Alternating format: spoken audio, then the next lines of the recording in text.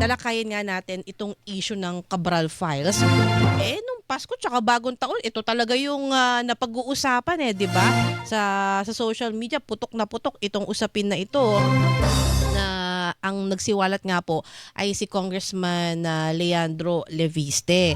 Pero may mga question kasi doon sa paraan ng kanyang pagkakakuha sa DPWH nitong Cabral Files. May mga testimonya yung ilang mga kawani ng DPWH na sinasabing sapilitan o prasahan yung pagkakakuha ng files. Pero kapag ba sa ganitong usapin ano dapat yung gawin? Paano rin na-preserve yung mga ganitong uri ng dokumento? Dahil una-una alam naman natin 'di ba na yumao na po si dating DPWH Undersecretary Catalina Cabral. Na-compromise ba dahil pinost sa social media ito pong mga dokumento. Kaya complicated talaga mga kapuso. At marami ring nagtatanong sa ombudsman. Meron bang aasahan yung ating mga kababayan ngayong Bagong Taon na mga makukulong na iba pa? At saka mga maaaresto. Marami kasi nag-abang 'di ba noong tong Pasko. Doon sa mga personalidad na kanilang inaasahan na maaaresto at mabibilanggo. Pero yung iba disappointed So abangan natin kung ano yung magiging paliwanag dito ng Office of the Ombudsman. Anyway, dun po sa ating mga kababayan na nakamonitor sa atin sa Facebook, hello sa ating mga suki na sina Francisco Antonio Ramirez Garcia, si Marflo, si Bert, si Ma'am Antonina Fangon, sukin-suki natin yan dito sa Bantay Balita sa Kongreso, and of course si Joy Ann Montilla. Anyway, dun po sa ating mga kababayan dahil marami nga pong mga magluluwasan na dito sa Metro Manila, wag po kayong mag-alala dahil bantay biyahe pa rin po ang Super Radio DZBB. Patuloy po nakatutok sa sitwasyon, sa mga paliparan, sa mga pantalan, sa mga bus terminals at iba pa. At syempre sa lagay din ng traffic dahil nga inaasahan na maraming mag-uuwian na dito sa Kalakang, Maynila. Anyway, nasa linya na po natin actually live via Zoom ang ikalawang makakapanayam natin dito sa Bantay Balita sa Kongreso. Wala pong iba kundi isang constitutional law expert, dating presidente po ng Integrated Bar of the Philippines. Wala pong iba kundi si Attorney Domingo Cayosa. Magandang umaga po, Attorney, and welcome po sa Super Radio DCWB. Good morning, Isa.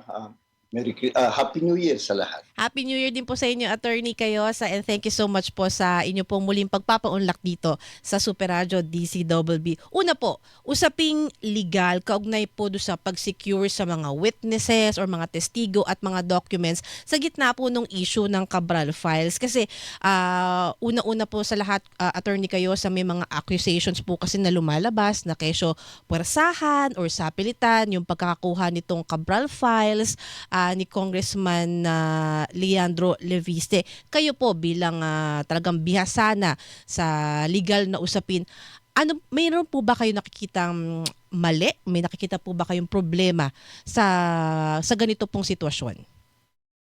Nakakabahala, Isa, at nakakalungkot na yung issue na yan ay nababalot na lang sa technicality at mga conspiracy theories. Pero fundamentally and in reality, yung tinatawag nilang Cabral Files, that is a public document. That is a file owned by the Republic of the Philippines. It pertains to the use of public funds. And under the Constitution, merong karapatan ng taong bayan dun sa transparency provision na malaman kung ano ang laman niyan. Hindi ho may-ari niyan yung namatay na undersecretary. It's not also the personal property of the Secretary of DPWH o sino man. That is a material and relevant document or data pertaining the use of public funds. At may karapatan ang sino mang Pilipino, tayong lahat, malaman ano bang nilalaman yan. So that's one. Pangalawa, lahat ho naman ng mga nasa gobyerno, meron din tayong tinatawag na principle of accountability o policy of accountability on the part of public officials. Tungkulin at obligasyon din nila na ipaalam sa atin ano ba ang dinalaman niyan. Pag tinatago nila yan sa likod ng mga technicalities at kung ano-ano mang mga legal mga ploy, Mhm. nakakalungkot sapagkat doble lugi na tayo, no? Nanakawan na tayo, Mhm. tapos hindi pa natin nalalaman sino ba itong mga may pakana nito. Mhm. Mhm. So maganda na ipaliwanag natin yan. Ang may-ari ho dyan, ang Republika ng Pilipinas, not anyone. At may obligasyon ang gobyerno na kung magre-request kayo sa media o kahit sino man na taxpayer, Mhm. we're entitled because these are public records that pertain to the use of public funds. Opo. Pero Attorney Cayosa, ang ano po kasi, ang isa sa mga nasisilip ngayon kasi yung paraan ng pagkakakuha din ni Congressman Leandro Leviste nitong so-called Cabral Files. Ang issue, kesyo purasahan daw po or sapilitan, which dininay na din naman po ni Congressman Leviste. And he posted din po kasi sa kanyang social media itong mga documents na to. Meron ho bang kayong nakikitang problema din dito? And kapag po pa pinopost din sa social media, dahil ngayon alam naman natin lahat na lang pinopost talaga, 'di ba, sa social media. Kapag po mga ganitong very critical na mga documents or evidences na ipinopost sa social media, nakikita nyo rin po ba na nako-compromise din po yung credibility nito? Well, ang mako-compromise yung credibility ng mga may hawak sapagkat hindi lang naman si Congressman Leviste may hawak niyan eh. Sabi ni Senator Lacson, meron siya. Sabi ng DPWH, meron sila. Sabi ni Mayor Magalong, meron sila. So it's the credibility at dapat mapanuri tayo. Ano ba ang agenda ng mga ito? Mhm. Kasi halimbawa, kung kumpleto naman yung file sa iyo, bakit ini-installment mo? Di ba? Mhm. At bakit meron kang hindi sinisiwalat? So, hindi ho naman ito matters pertaining to national security because that's a clear constitutional limitation naman. Pag national security, siyempre, hindi naman ho pwedeng isa publiko. Mhm. So, yung kanilang agenda, yun ang nagiging suspect tuloy. Pangalawa, hindi rin ho accurate yung sinasabi ng iba na pag yan ilabas mo sa social media, wala nang silbing bilang Mhm. ebidensya. Mhm. No, kasi meron namang file na ganyan eh. Mhm. Nasa kustodiya ng gobyerno at anytime pwedeng gamitin yon at hindi lang ho naman si Congressman Laviste o yung mga politician na may hawak ng listahan daw o kaya ang Secretary of DPWH kundi maraming kasamahan yung namatay na Yusek eh. Mhm. So pwede sila magtestigo to the existence and to the authenticity of that file. Mhm. So, naguguluhan tayo nalilihis tayo. Dapat ang panawagan natin dito, kung seryoso talaga ang gobyerno, edi ipaalam sa atin. Kasi nga, ang nagkakaroon na tayo ng crisis of credibility eh. Mhm. Wala nang pinapaniwalaan ng taong bayan at kahit na yung gawa-gawang conspiracy theory ng mga vloggers at kung sino-sino man, Mhm. kinakagat na nila. Di ba? Opo. Mhm. So, the best is, sige, ilabas natin lahat at kayo ang humusga. Mhm. Hindi ho naman magkukulang ng pag-authenticate kung kinakailangan pagdating sa mga kaso na ipa-file nila. Opo. So ngayon masasabi rin po, Attorney Cayosa, nasa kamay na rin po talaga or nasa bola na ng Office of the Ombudsman yung siguro pag-authenticate at pag-suri ng mabuti dito sa Cabral Files. Well, ang mag-authenticate dyan, DPWH. Mhm. Sapagkat galing sa DPWH eh. So, kung gusto nila maging transparent, di ba yun ang sinasabi nila? ICI, transparent daw. Ombudsman, transparent daw. Mhm. DPWH, transparent daw. Di ilabas.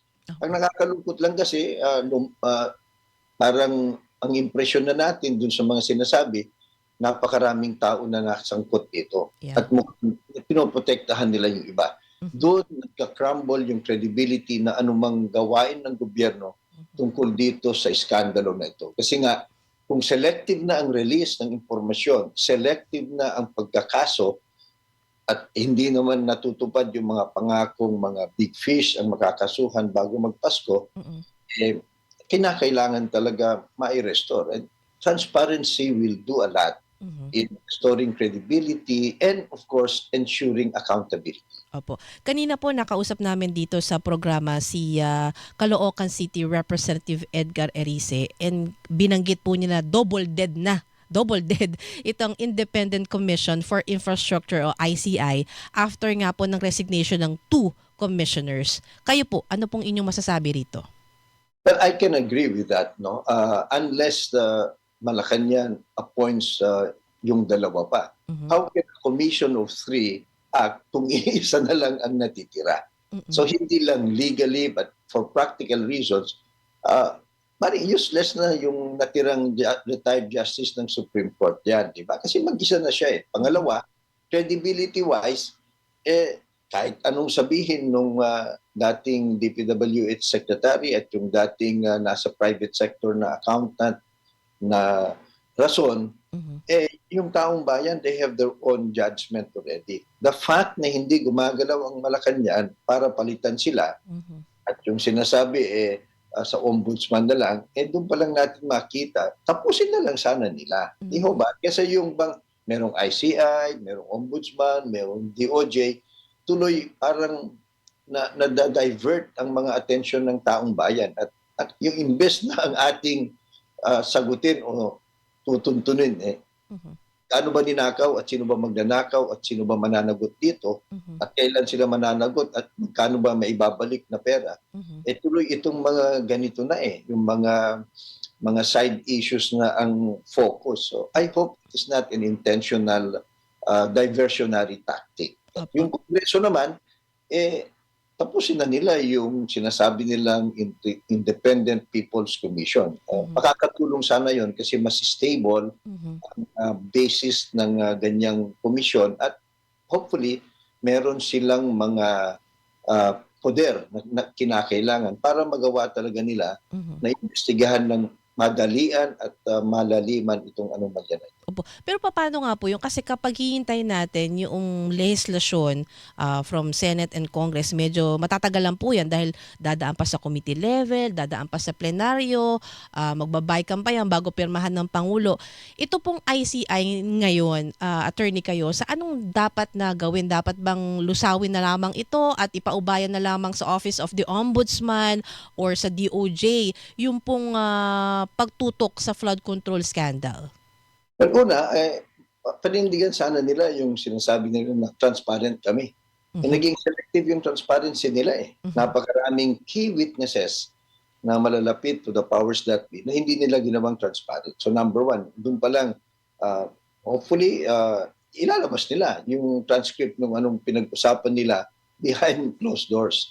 Mhm. Pangalawa, tumulong sana sila manawagan sa Kongreso, kalampagin para mabilis na maipasa ito kasi dumaan na sa committee level ito, isa Mhm. So kung talagang gugustuhin ng Malacanang, edi certify nilang urgent, madali nilang gawin yan. Kung talagang gusto nilang magkaroon ng Independent People's Commission. But the point is, kahit anuman ang komisyon na yan, anumang body yan, kung walang transparency at selective ang kanilang gawain at mabagal, yung bang hindi nila sinusunggaban yung nakaw na yaman, Mhm. magagamit itong nakaw na yaman para patahimikin lahat. Kasama na ang ombudsman, kasama na ang mga investigador, Mhm. yung Sandigan Bayan all the way up to the Supreme Court. Ginagawa yan ng mga mandarambong So, Opo.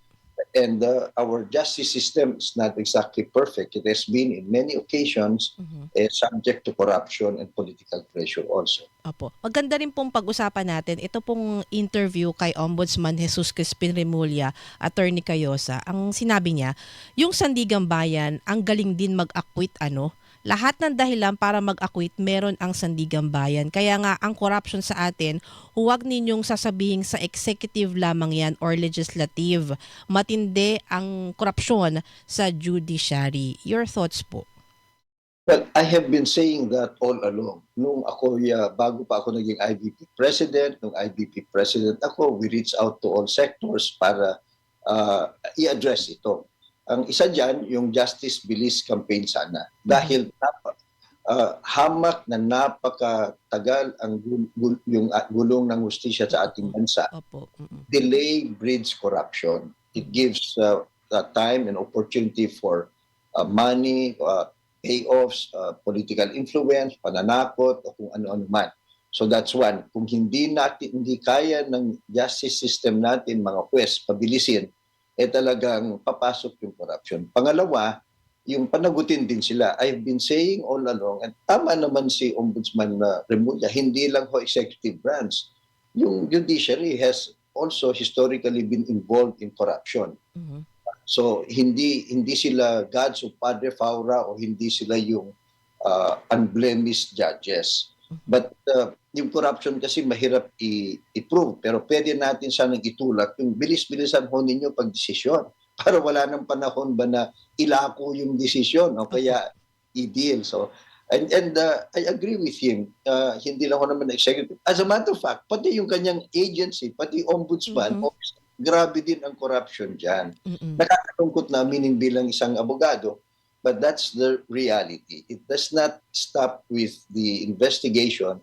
Kaya walang natutong sumunod sa batas at walang natatakot magnanakaw kasi karamihan sa mga magnanakaw, lalong-lalo na pag mga big time, kayang-kaya nilang i-co-op o i-capture ang justice system. Yun ang isang napakalungkot. At maganda na ngayon, others like me are publicly admitting and speaking about it. Opo. Pero yun nga po, nakakalungkot po yung mga binanggit nyo, no? Pero sa gitna po kasi ng issue ng katiwalaan, ito nga pong flood control scandal at iba pa, ano pa yung maaasahan ng ating mga kababayan sa judiciary na dapat talagang pinabibilis yung pagkamit ng hustisya para sa ating mga kababayan doon po sa mga nadehado, nanakawan at iba pa? Well, huwag na yung mga press release, no? O kung yung mga pag-aaral o mga seminar, kung ano. Resulta na lamang po, di ba? And to my mind, it starts with the Supreme Court. Paano sasabihan ng Supreme Court justices ang mga lower courts na bilis-bilisan nyo yan? Kung mismo ang Supreme Court, super bagal. Nadidribble din ang mga kaso doon. At kung titignan natin talaga, pag-aralan natin mga desisyon ng Supreme Court, nag-flip-flop yan eh. Depende siguro sa hihip ng hangin. At marami na rin ho silang mga desisyon na very controversial at merong mga umuugong, correct or not, na bayaran. Imagine, even the fact na may mga conspiracy theories about bayaran dyan, nabibiling justice, at some of the justices openly say, meron ngang nangyayaring ganyan. So where's the accountability? Diba? Where's the so it starts with the leadership. Pangalawa, wag na ho masyadong dun sa mga band-aid solution sa mga rules of court at kasama na rin kaming mga abogado, but I think it should really be bilis-bilisan, bigyan ng deadline ang bawat West, bigyan sila ng mga target decisions at minomonitor. Nakakatulong na kayo sa media, kami sa IBP, nagsasalita ng ganito kasi karamihan ho naman ng West matitino eh.